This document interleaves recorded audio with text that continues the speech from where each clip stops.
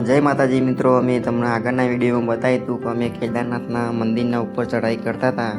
તો મેં તમને કીધું હતું કે ઉપર જઈને તમને ઉપરનો નજારો તમને બતાવીશ. તો તમે જુઓ ખાલી ઉપરનો સ્વર્ગ જેવો નજારો, એકદમ સ્વર્ગ જેવું લાગે છે, એકદમ સ્વર્ગ. તમે જુઓ ખાલી આ નજારો કેદારનાથનો. તો ફ્રેન્ડ્સ, મારા તમને એક માહિતી શેર કરવી હતી. તમે ત્યાં કેદારનાથમાં જાઓ તો ત્યાં ઠંડી એકદમ માઇનસમાં હોય છે, એટલે તમે હીટર વગર રાત્રે સૂતા નહીં. અમને તો હીટર મળી જ નહોતું. ખરેખર પૈસા આપવા તૈયાર હતા તો બી હીટર મળતું નહોતું. અમે ત્યાં પછી રાત્રે નાઇટમાં જેમ તેમ કરીને ઊંઘ્યા, બરાબર. તો જો અમે સવાર પડી ત્યારે અમારા ટેન્ટ ઉપર અમે આ પડેલો બરફ જોયો, ત્યારે જ અમારું દિલ એકદમ ખુશ થઈ ગયું હતું. પછી અમે સવારે વહેલા ઉઠીને ફ્રેશ થઈને મંદિર તરફ આગળ વધી રહ્યા હતા. ત્યાંનો અમને નજારો એકદમ જોવા એકદમ ખૂબસૂરત હતો ને, વાત જ ના થાય. તમે જુઓ ખાલી આ નજારો કેદાર ઘાટીનો.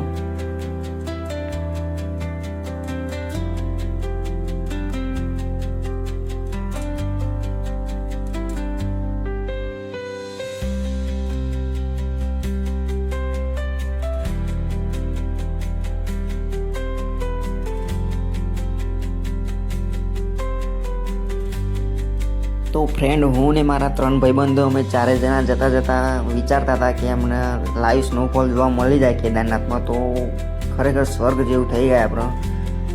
તો અમને ખરેખર એવું જ થયું કે અમને સીડીઓને આગળ પહોંચ્યા મંદિરની આગળ તો સ્નોફોલ જોવા મળી ગયો તો લાઈવ. તો જુઓ તમે આ લાઈવ સ્નોફોલ, તો જોરદાર મજા આવી હતી અમને.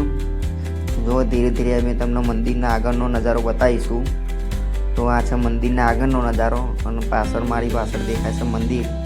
તો જો ખાલી તમે કેવું દેખાય છે મંદિર, સ્વર્ગ, એકદમ સ્વર્ગ જેવું લાગે છે.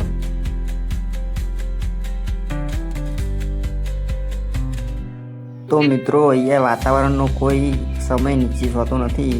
અહીંયા ગમે ત્યારે બરફ પડી જાય, ગમે ત્યારે તડકો આવી જાય, તો ગમે ત્યારે ધુમ્મસ આવી જાય. તો એટલા માટે થોડી વાર માટે બરફ પણ પડે છે, થોડી વાર માટે વરસાદ પણ પડે છે અને થોડી વાર માટે તાપ પણ પડે છે. એટલે એનું કોઈ નક્કી નથી હોતું.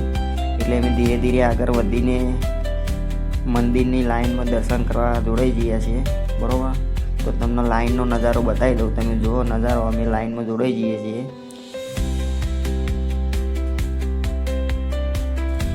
તો ભાઈઓ, અમે 1.5-2 કલાકથી લાઈનમાં ઊભા રહ્યા હતા. પછી અમારો દર્શન કરવાનો નંબર આવી ગયો છે. તો અમે તમને બતાવીશું દર્શન કરીને આના પાછળનો વ્લોગ બતાવીએ. તો બના રહ્યો તમે વિડીયોમાં, ત્યાં સુધી તમે જુઓ મંદિરનો નજારો.